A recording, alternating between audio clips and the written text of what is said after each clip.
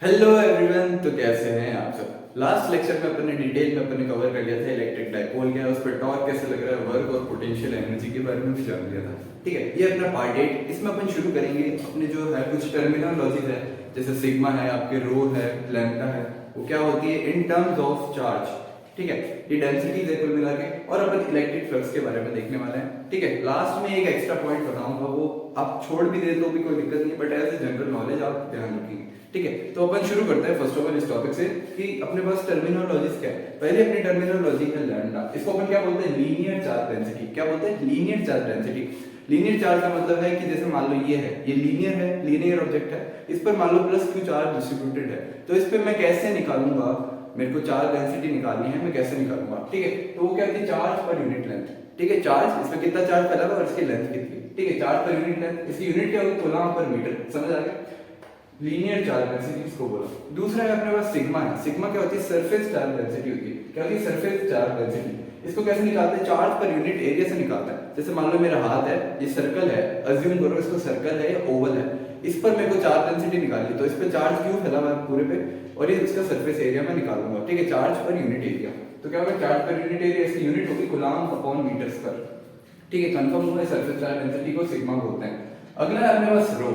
रो होता है अपने पास वॉल्यूम चार्ज डेंसिटी। कोई ऑब्जेक्ट है, जैसे मान लो स्फीयर है, होलो स्फीयर है, होलो स्फीयर में कुछ वॉल्यूम होगा। ठीक है, उस वॉल्यूम में अपन को चार्ज क्यों डिस्ट्रीब्यूटेड है, तो उस वॉल्यूम में अपन को निकालना है, तो वॉल्यूम के लिए अपन यूज करेंगे रो। तो ये रो को क्या बोला जाता है, वॉल्यूम चार्ज डेंसिटी। ठीक है, वॉल्यूम के लिए यूज किया जाता है रो। ठीक है, ये क्या होगी, charge per unit volume, Q by V से इसको लिख सकते हैं। इसकी यूनिट होती है कूलम अपॉन मीटर स्क्वायर। अब कई क्वेश्चंस में आपको दिया जाएगा कि चार्ज को रिप्लेस कर देते हैं लैम्डा से, चार्ज को रिप्लेस कर देते हैं सिग्मा से, चार्ज को रिप्लेस कर देते हैं अपने पास रो से। तो उसको कैसे करें, चार्ज यानी क्यू, क्यू को रिप्लेस करना है अगर अपने लैम्डा के टर्म्स में, तो Q is equal to L, lambda L हो गया, क्योंकि कुल मिला के एल को उधर भेज दो, क्यू अपने रिप्लेस कर सकते हैं। सेम इसमें भी क्यू को रिप्लेस करें तो sigma A, Q is equal to sigma है, क्यू को रिप्लेस करना है तो सिग्मा है। ठीक है, अगला है क्यू को रिप्लेस करना है वॉल्यूम के थ्रू में, तो क्यू को यही रखो, वॉल्यूम को उधर भेज दो, Q is equal to V rho. ठीक है, वी रो, वी रो। अभी 15 अगस्त आने वाला है, देश के वीर हैं वो खड़े हैं अपने कहाँ, बॉर्डर पे सुरक्षा कर रहे हैं, तो इसको ऐसे याद करो, वी रो। याद तो क्या ही करना है, समझने की चीज है। ठीक है, फिजिक्स समझने की चीज है, रट्टा नहीं मारना है, रट्टा कभी नहीं मारना है। ठीक है, तो ये याद हुआ, Q is equal to V rho. याद नहीं करना, समझना है। आपने देख लिया, समझना कैसे लॉजिक बैठो, कॉन्सेप्ट बैठाओ, आप भी बैठो, एक जगह बैठो, कॉपी पेन लो, नोट्स बनाओ। ठीक है, तो ऐसे याद करना है। अब ये तो अपने रिप्लेसमेंट देख ली कि ऐसे रिप्लेस होता है। आगे बहुत सारे फॉर्मूला आएंगे कि इलेक्ट्रिक फील्ड को रो की टर्म्स में लिखो, इलेक्ट्रिक फील्ड को सिग्मा की टर्म्स में लिखो, इलेक्ट्रिक फील्ड को अपने किसमें, लैम्डा की टर्म्स में लिखो। ऐसे बहुत बार क्वेश्चन में आ जाता है। आप सॉल्व किससे करो, आप नॉर्मल क्वेश्चन से सॉल्व करो, बाद में क्यू को कन्वर्ट करो ऑप्शन के थ्रू कि भाई ऑप्शन में, चार ऑप्शन में लैम्डा दे रखा है या सिग्मा दे रखा है या रो दे रखा है, उस हिसाब से कन्वर्ट करो। सॉल्व तो वैसे ही करना है आपको, नॉर्मल वे में, लास्ट में आपको कन्वर्ट करना है। ठीक है, ये हो गया अपना। अब अगला देखते हैं, तो सिंपल पेंडुलम के केस है इलेक्ट्रिक फील्ड से रिलेटेड, कि अगर इलेक्ट्रिक फील्ड अप्लाई करी गई है तो अपने सिंपल पेंडुलम का क्या रहता है, टाइम पीरियड अपन इसमें देखेंगे। ठीक है, जनरल अपने पास टाइम पीरियड क्या आता है सिंपल पेंडुलम का, t equal to 2 pi under root l by g। ठीक है, t equal to 2 pi under root l by g। यहाँ g अपने इफेक्टिव लेंगे। g इफेक्टिव क्या होता है अभी बताते हैं। g इफेक्टिव होता है a dash plus minus g। a dash भी एक्सेलरेशन है जो इलेक्ट्रिक फील्ड की वजह से लगेगा, a डैश वो एक्सेलरेशन है जो इलेक्ट्रिक फील्ड की वजह से लगेगा। अब देखो पहला केस देखते हैं, ये अपना पेंडुलम है, लटका रखा है, m मास का है, दोनों m मास के। ठीक है, इसकी l लेंथ दे रखी है और ये प्लस q चार्ज है। अब इस पे इलेक्ट्रिक फील्ड ऊपर की तरफ अप्लाई करिए, इलेक्ट्रिक फील्ड ऊपर की तरफ अप्लाई करिए, तो इस पे फोर्स लगेगा। ठीक है, और जो अपना ग्रेविटेशनल फील्ड है वो नीचे लग रही है, तो इस पे सूडो फोर्स लगेगा ना, वो भी नीचे लगेगा। सूडो फोर्स आपने लास्ट 11th में अपन देखा होगा, थोड़ा रिवाइंड करो। 11th क्लास में आप रिलेटिव मोशन पढ़ते हो, रिलेटिव मोशन पढ़ते हो, उसमें अपन सूडो फोर्स के बारे में जानते हैं, एक्सेलरेशन के बारे में जानते हैं, वो क्या होता है। ठीक है, सूडो फोर्स अपन देखा, रिलेटिव मोशन है। जनरली अपन को ये याद रखना है अभी के टाइम में कि सूडो फोर्स की डायरेक्शन में ही a डैश लगेगा। क्या लगेगा, सूडो फोर्स की डायरेक्शन में a डैश लगेगा। ठीक है, तो इलेक्ट्रिक फील्ड ऊपर चल रही है, इलेक्ट्रिक फील्ड ऊपर चल रही है नीचे से, तो ये चाहेगी q को ऊपर ले जाना, ये चाहेगी q को ऊपर ले जाना प्लस q को, क्योंकि प्लस q इलेक्ट्रिक फील्ड की चार्ज डायरेक्शन में लगेगा, तो ये चाहेगी ऊपर ले जाना, लेकिन एक सूडो फोर्स एक्ट करेगा नीचे की तरफ, लेकिन एक सूडो फोर्स एक्ट करेगा नीचे की तरफ। ठीक है, सूडो फोर्स की डायरेक्शन में ही a डैश होगा, सूडो फोर्स की डायरेक्शन में a डैश होगा। इसी वजह से अब देखते हैं, पहले a डैश बता देता हूं, a डैश है ये अपना a डैश है। ठीक है, तो अपन जनरली देखते हैं न्यूटन के फॉर्मूले से निकलता है F = dp/dt से ये डिराइव हुआ है। ये F = m में आया अपने पास, m में, ठीक है, ये अपने को पता है। अब यहाँ इलेक्ट्रिक फील्ड में जो फोर्स लगता है वो QE लग रहा है, इलेक्ट्रिक फील्ड में जो फोर्स लग रहा है QE लग रहा है, Q = m है। अब a डैश निकालना तो m को नीचे भेज दो, QE/m। ये आया आपका acceleration in the term of electric field या वो तो चार्ज की फॉर्म में। यही a डैश है, यही a डैश लगेगा आपका सूडो फोर्स की डायरेक्शन में, यही a डैश आपके सूडो फोर्स की डायरेक्शन में लगेगा। तो इलेक्ट्रिक फील्ड ऊपर है, ये चाहेगी कि मैं ऊपर फोर्स लगाऊं, ऊपर क्या लगाऊं, फोर्स लगाऊं प्लस q चार्ज पे, क्योंकि प्लस q इलेक्ट्रिक फील्ड की डायरेक्शन में बहेगा।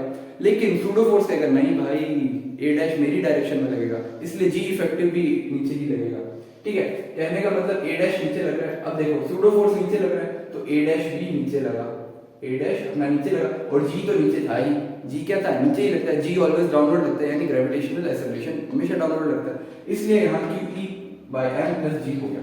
अब समझ आया, ये जो g इफेक्टिव था 2 t = 2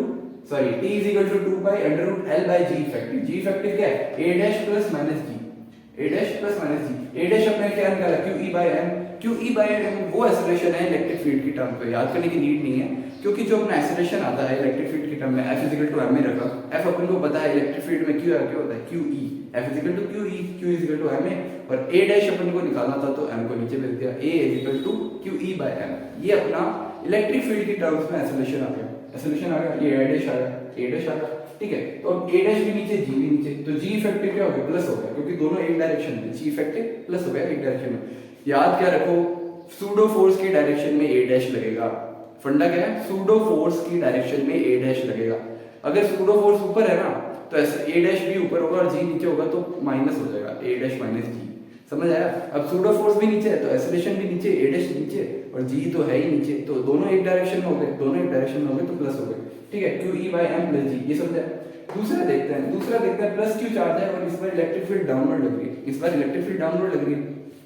अब डाउनवर्ड इलेक्ट्रिक फील्ड लग रही है, यूनिफॉर्म इलेक्ट्रिक फील्ड है, तो डाउनवर्ड इलेक्ट्रिक फील्ड लग रही है प्लस q चार्ज पर, तो वो कहेगी कि नीचे चल, क्योंकि प्लस q इलेक्ट्रिक फील्ड की डायरेक्शन में बहेगा, ठीक है। प्लस चार्ज होता है वो आपकी इलेक्ट्रिक फील्ड की डायरेक्शन में बहता है, इतना पता है, तो इसकी डायरेक्शन में बहना चाहेगा, लेकिन सूडो फोर्स आएगा नहीं, तुम ऊपर बहो, तो सूडो फोर्स क्या करेगा, ऊपर की तरफ फोर्स लगाएगा, सूडो फोर्स ऊपर की तरफ फोर्स लगाएगा, यानी a डैश भी सूडो फोर्स की डायरेक्शन में ही होगा, a डैश सूडो फोर्स की डायरेक्शन में ही होगा, इसलिए यहाँ पे a डैश माइनस g हो जाएगा। क्यों, क्योंकि a डैश ऊपर है और g ऑलवेज डाउनवर्ड होता है, तो a डैश माइनस g करना पड़ेगा। इस बार g इफेक्टिव आएगा a dash minus g, a dash की वैल्यू तुमको पता है, ठीक है, क्या है, t = 2 pi √L/QE/m - g।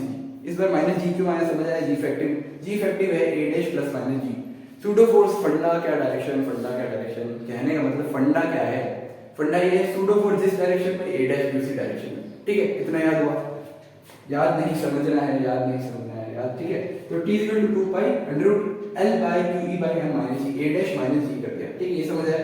General formula simple pendulum का ये होता है, अपन पढ़ते हैं SHL में पढ़ते हैं, ऑसिलेशन में पढ़ते हैं, t = 2 pi √L/g, यहाँ g इफेक्टिव यूज करते हैं, इफेक्टिव वाला, ठीक है। एक होता है एक जन धक्का मार रहा है किसी बॉक्स को, और एक होता है दो जन धक्के मार रहे हैं, क्या होता है, एक से भले दो, वही अगर दोनों अपोजिट डायरेक्शन में, मान लो बॉक्स है, यहाँ पे दो बंदे इधर से धक्का मार रहे हैं तो उस डायरेक्शन में इसका खिसकने का चांसेस ज्यादा बढ़ेंगे, जबकि बॉक्स पड़ा है, एक इधर से धक्का मार रहा है, एक इधर से धक्का मार रहा है, तो इफेक्टिव फोर्स कम हो गया ना, जो पहले की तुलना में लग रहा था इफेक्टिव फोर्स कम हो गया, ठीक है। यही है जी इफेक्टिव चीज है, इफेक्टिव, कितनी इफेक्टिवनेस आ रही है, ठीक है। ये हमने पढ़ा कि सिंपल पेंडुलम का केस है, इसमें टाइम पीरियड कैसे निकालता है। आप इसको नेगेटिव चार्ज करके भी कर सकते हैं, लेकिन जनरली प्लस चार्जेस पे पूछा जाता है, इसलिए मैंने प्लस पे आपको पढ़ाया।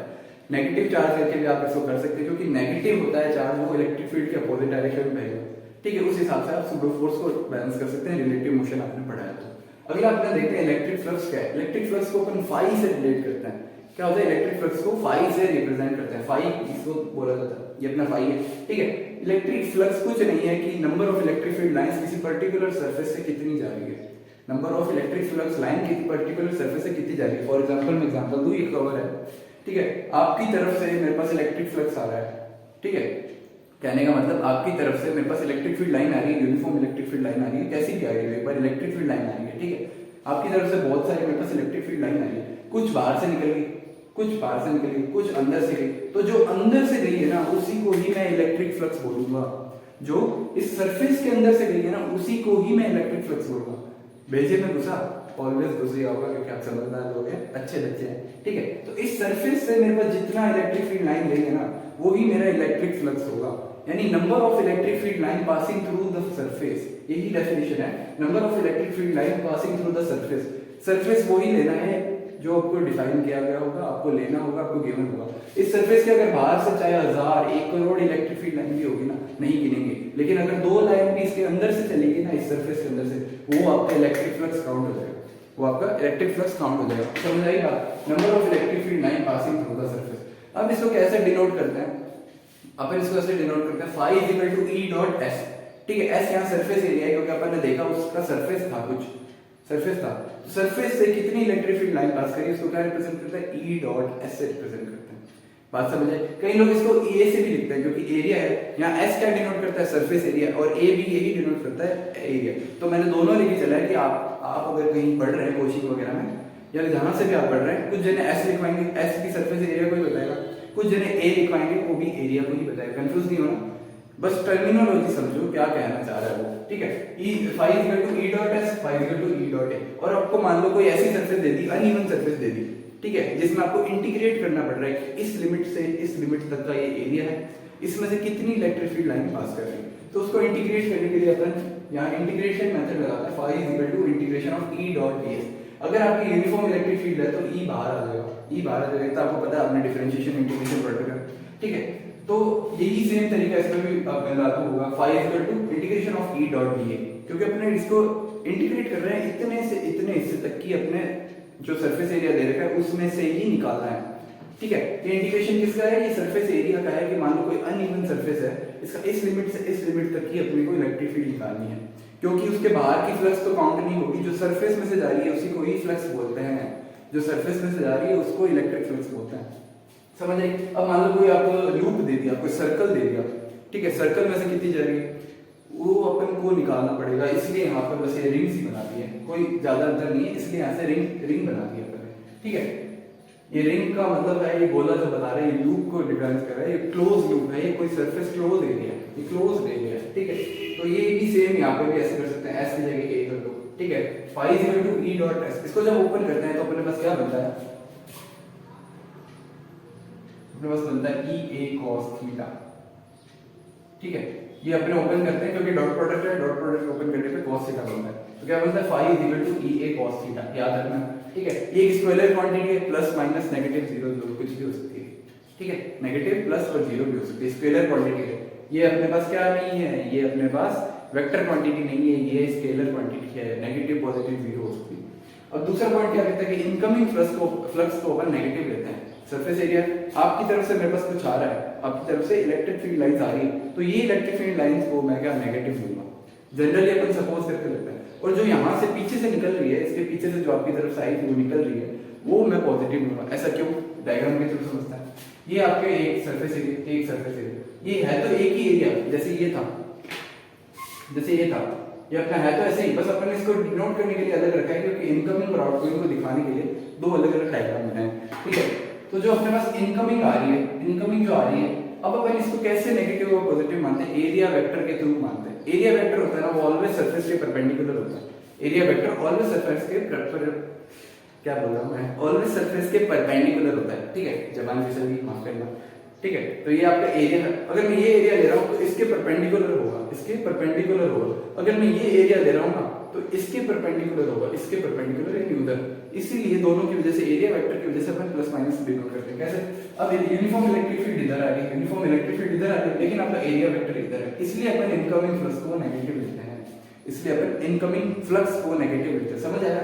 क्यों? क्योंकि आपका जो इलेक्ट्रिक फील्ड लाइन है, यूनिफॉर्म इलेक्ट्रिक फील्ड इधर जा रही है, लेकिन आपका एरिया वेक्टर इधर है, परपेंडिकुलर सरफेस है, ठीक है। तो दोनों अपोजिट में, इसलिए अपन यहाँ नेगेटिव लेते हैं इनकमिंग फ्लक्स को। आउटगोइंग में क्या है? दोनों एक डायरेक्शन में। ये मान लो मेरी इधर वाली सरफेस थी, इधर से निकल के अब मेरे पास इधर निकल रही है लाइन, तो यूनिफॉर्म इलेक्ट्रिक फील्ड लाइन इधर है, अब मेरी इस सरफेस का जो परपेंडिकुलर एरिया वेक्टर है वो भी इधर ही है, इसी वजह से आउटगोइंग फ्लक्स को भी अपन पॉजिटिव लेते हैं। समझ आया इस डायग्राम के थ्रू? अगला देखते हैं कि अगर आपके पास कोई सरफेस क्लोज सरफेस है, अगर आपके पास कोई क्लोज सरफेस है, उसमें से अगर यूनिफॉर्म इलेक्ट्रिक फील्ड पास कर रही है, उसमें से अगर यूनिफॉर्म इलेक्ट्रिक फील्ड पास कर रही है, तो flux net always zero, flux net always zero, net flux zero हो जाएगा, यानी phi जीरो हो जाएगा। ऐसा क्यों बोला? ये चीज अपन ये जो पॉइंट है ना ऑलवेज अप्लाई करते हैं किसके लिए? क्लोज सरफेस यानी 3D सरफेस के लिए अप्लाई करते हैं। बेजे में क्या घुसाना है? ये जो पॉइंट है क्लोज सरफेस या 3D सरफेस के लिए ही काम करेगा। अब आप बोलोगे भाई 3D सरफेस को कैसे पता करें कि 3D है? जिस भी सरफेस में आपको लग रहा है ना कि हाँ यार इसमें वॉल्यूम दिख रहा है, मुझे इसमें वॉल्यूम का अंदाजा पड़ रहा है, वो आपकी 3D सरफेस हो जाएगी। ठीक है, कोई भी 2D सरफेस होती है ना वो 2 डायमेंशन में ही आपको दिखेगी, लेंथ और ब्रेड्थ में दिखेगी, लेकिन 3D डायमेंशन में आपको उसका वॉल्यूम भी नजर आने लगेगा। ठीक है, जैसे होलोस्फीयर अपन आपको दिखाते हैं होलोस्फीयर, तो वो 3D सरफेस है, तो जबकि सर्कल बनाते हैं ना सिर्फ सर्कल, वो 2D सरफेस है। ठीक है, तो अगर आपको क्वेश्चन में सरफेस जैसी चीज दे दी गई हो या बोल दिया गया हो कि जैसे मान लो होलोस्फीयर है या सॉलिड स्फीयर है, उसमें आपको पता है कि वॉल्यूम रिलेटेड चीज है तो वो 3D सरफेस है, वॉल्यूम रिलेटेड चीज है तो वो 3D सरफेस है। अगर आपको बोल दिया हो कि रेक्टेंगल है, ट्राइंगल है, उसमें वॉल्यूम नहीं है, वो लाइन है, जनरली वो लाइन है, वो सरफेस एरिया रखती है, वो वॉल्यूम नहीं रखती, तो वो 2D सरफेसेस है, वो क्या है? 2D surfaces. ठीक है, तो ये पॉइंट क्या कहता है कि if surface is close and placed in uniform electric field, कोई सरफेस क्लोज है और यूनिफॉर्म इलेक्ट्रिक फील्ड में रखा गया है तो नेट फ्लक्स 0 होगा, फाई नेट 0 होगा। ठीक है, ये पॉइंट किसके लिए? क्लोज सरफेस के लिए। अब अपन इसको एग्जांपल के साथ समझते हैं। ये आपने सेमी सर्कल, क्या बोलते हैं इसको, सेमी होलोस्फीयर लिया है। ठीक है, सेमी होलोस्फीयर लिया है, तो ये होलोस्फीयर सेमी, इसमें से इलेक्ट्रिक फील्ड आ रही है और इलेक्ट्रिक फील्ड निकल गई। ये पॉइंट आपके दिमाग में रहेगा ना चला जाएगा, इसलिए इसका फाई नेट 0 होगा। अगर 3D सरफेस है और यूनिफॉर्म इलेक्ट्रिक फील्ड में रखा गया है तो फाई नेट 0 होगा, इसलिए इसका फाई नेट 0। ठीक है, यूनिफॉर्म इलेक्ट्रिक फील्ड है, 3D सरफेस है, इसमें अपन को वॉल्यूम का अंदाजा होगा कि हाँ ये होलो हेमिस्फीयर है, होलो हेमिस्फीयर है। ठीक है, आधा हेमिस्फीयर है, ये होलो हेमिस्फीयर है, तो इससे जब यूनिफॉर्म इलेक्ट्रिक फील्ड जाएगी तो इसमें फाई नेट 0 होगा। अब आप बोलोगे कि भाई आपने इसमें क्यों नहीं बताया फाई नेट? अब फाई नेट जो बताता है ना अपने जनरली बताता है 3D सरफेसेस के लिए, फाई नेट बताता है 3D सरफेसेस के लिए बताता है, क्योंकि 2D सरफेसेस में ये चीजें डिफाइन नहीं की जाती, 2D सरफेस में ये डिफाइन नहीं की जाती, आप कहीं नहीं बता सकते, क्योंकि वो एरिया से पास नहीं हो रही ना, वो पास हो रही है डायरेक्ट। कहने का मतलब है कि 3D सरफेसेस के लिए ही ये पॉइंट काम करेगा, बेसिक में तब बैठा लो फटता यही है। ठीक है, नेक्स्ट देखते हैं, ये वाले सेम एग्जांपल है कि यूनिफॉर्म इलेक्ट्रिक फील्ड आ रही है और ये बाहर निकल गई, इसमें अपन फाइनाइट है ना वो डिफाइन नहीं कर सकते, एग्जिस्ट नहीं करेगा इसमें, सिर्फ फाइनाइट है ना 3D सरफेसेस के लिए डिफाइन होगा, फाइनाइट 3D सरफेसेस के लिए डिफाइन होगा, 2D के लिए डिफाइन नहीं होता, क्योंकि ये 2D है, इसमें अपन वॉल्यूम को डिफाइन नहीं कर सकते, इसमें अपन वॉल्यूम को डिफाइन नहीं कर सकते। वहीं अगर ये कुछ ऐसा होता, मतलब वॉल्यूम सा कुछ ऐसा होता, तो इसके लिए अपन फिर डिफाइन कर देते, क्योंकि इसमें वॉल्यूम आ रहा है ना अपने पास, कुछ इसमें वॉल्यूम आ रहा है तो अपने इसमें फाइनाइट 0 नहीं होगा, लेकिन अभी ये 2D है। ठीक है, ये फिर क्या है 2D है, तो 2D में फाइनाइट डिफाइन नहीं होता क्योंकि 2D सरफेस है। अगला एक देखते हैं, अभी तक तो अपने क्या देखा कि यूनिफॉर्म इलेक्ट्रिक फील्ड है, यूनिफॉर्म इलेक्ट्रिक फील्ड है, इसमें क्या है, कैसे है फाइनाइट। अब आपका जो मैं बोल रहा था शुरू में कि एक एक्स्ट्रा पॉइंट बताऊंगा, वो जनरली काम का नहीं है, बट एक बार देख लेना चाहिए आंखों से निकाल कि अब अगर यूनिफॉर्म नहीं होके ये नॉन यूनिफॉर्म इलेक्ट्रिक फील्ड आ जाए तो अपन फाइनाइट को कैसे डिफाइन करें, फाई को कैसे डिफाइन करें। क्या बोला मैंने कि अगर नॉन यूनिफॉर्म इलेक्ट्रिक फील्ड आ जाए, नॉन यूनिफॉर्म इलेक्ट्रिक फील्ड किसकी वजह से हो सकती है? आपके पॉइंट चार्जेस की वजह से हो सकती है। पॉइंट चार्ज है, आपका पॉइंट चार्ज है वो रेडियली आउटवर्ड है ना, वो हर डायरेक्शन में निकालना चाहेगा अपनी इलेक्ट्रिक फील्ड लाइंस, तो इलेक्ट्रिक फील्ड लाइंस वो निकालना चाहेगा। यूनिफॉर्म इलेक्ट्रिक फील्ड लाइंस क्या होती है? इक्वी डिस्टेंस और पैरेलल होती है एक दूसरे, क्या होती है? इक्वी डिस्टेंस होती है, दोनों के बीच में सेम डिस्टेंस होता है, और क्या होती है? पैरेलल होती है। तो यूनिफॉर्म तो नहीं हुई ना, क्योंकि पॉइंट चार्ज की वजह से एक इधर निकल गई, एक इधर निकल गई, एक इधर निकल गई, तो वो यूनिफॉर्म नहीं हुई ना, वो पैरेलल हुई एक दूसरे की। ठीक है, तो इसकी वजह से कितनी इलेक्ट्रिक फील्ड आती है अपने पास? इलेक्ट्रिक फील्ड नहीं, इसकी वजह से अपने जो फाई आता है वो कितना आता है? फाई का इसका फॉर्मूला होता है Q/2 एप्सिलॉन। ये Q क्या है? चार्ज है, ब्रैकेट में 1 माइनस कॉस थीटा। ठीक है, गड़बड़ नहीं करनी है। ये फाई है, फाई क्या बताएगा? फ्लक्स। ये Q है, Q क्या बताएगा? आपका चार्ज कितना है। और ये थीटा है, थीटा आपका एंगल बताएगा कि किस थीटा पे जा रही है, ये थीटा बताएगा। ठीक है, तो ये मैंने पॉइंट चार्ज से एग्जांपल बताया, पॉइंट चार्ज है और कोई क्लोज सरफेस नहीं है, ये अपने सर्कल ले रखा है। ये क्या ले रखा है? सर्कल ले रखा है। पॉइंट चार्ज की वजह से उस सर्कल में कितनी फाई निकल रही है, उस सर्कल में से कितनी इलेक्ट्रिक फील्ड लाइन निकल रही है, उसका ये फॉर्मूला है। उस सर्कल में से कितना फ्लक्स पास कर रहा है, उसका ये फॉर्मूला है। क्या फॉर्मूला है? Phi is equal to Q/2 epsilon naught bracket में 1 माइनस कॉस थीटा। समझ आया? तो इसकी वजह से अपन नॉन यूनिफॉर्म इलेक्ट्रिक फील्ड की वजह से अपन फाई भी निकाल सकते हैं। जनरली काम नहीं आता, जेई में भी बहुत ज्यादा शायद एडवांस में पूछते होंगे, अपने मेंस में तो नहीं पूछा जाता जितना मुझे पता है। बाकी एक बार आप चेकआउट कर लो, लेकिन मेरे को जितना पता है ये नहीं पूछा जाता, एक बार आंखों से निकाल लेना चाहिए। तो ये लेक्चर में अपन ने फ्लक्स देख लिया, फ्लक्स को कवर किया पूरा, ठीक है। और अपन ने क्या देखा, कुछ टर्मिनोलॉजी देखी, सिंपल पेंडुलम के केस देखे कि टाइम पीरियड उसका कैसे वेरी करता है due to electric field. Oscillation देखा कि एसिलेशन है, सूडो फोर्स के बारे में जाना। ये आप एक बार रिलेटिव मोशन का लेक्चर जरूर देखें, रिलेटिव मोशन के बारे में पढ़िए, तब आपको सूडो फोर्स, एसिलेशन, ये चीजें आपको थोड़ी रिलेट करेंगी, ठीक है। तो यहाँ क्या फंडा होता है, सूडो फोर्स की डायरेक्शन में ही ए डैश में है, सूडो फोर्स की डायरेक्शन में ए डैश में, ठीक है। ए डैश मैंने आपको बता दिया, ए डैश क्या है, क्यू ई बाय एम, क्या है, Q E by M. In the terms of electric field अपन ए डैश निकाला, F is equal to M S. Lecture अपने कंप्लीट किया। अगले लेक्चर में अपन गाउसियन सरफेस पढ़ेंगे। गाउसियन सरफेस होती क्या है, गाउस थ्योरम क्या है, ठीक है। तो उसमें भी अपन फ्लक्स के बारे में थोड़ा बहुत और पढ़ेंगे, और उससे जो है अपन अलग अलग सरफेसेस की इलेक्ट्रिक फील्ड निकाल सकते हैं, ठीक है। गाउसियन सरफेस भी हाइपोथेटिकल सरफेस ही होती है, उससे अपन इलेक्ट्रिक फील्ड निकाल सकते हैं, अलग अलग चीजों की इलेक्ट्रिक फील्ड इंटेंसिटी निकाल सकते हैं। तो इस लेक्चर में आपको कोई भी डाउट हो, क्वेरी हो, या साउंड इशू हो, लाइटिंग इशू हो, राइटिंग इशू हो, कोई भी इशू हो, मेंटल इशू हो, डिप्रेशन हो, तो आप बता सकते हैं, कमेंट में लिख सकते हैं, ठीक है। तो ये लेक्चर अपन ने खत्म किया। नेक्स्ट लेक्चर में मिलते हैं। अपन ने बेसिक से 100 तक कवर किया। कहाँ से, बेसिक से 100 तक। नेक्स्ट लेक्चर में मिलते हैं। Thank you.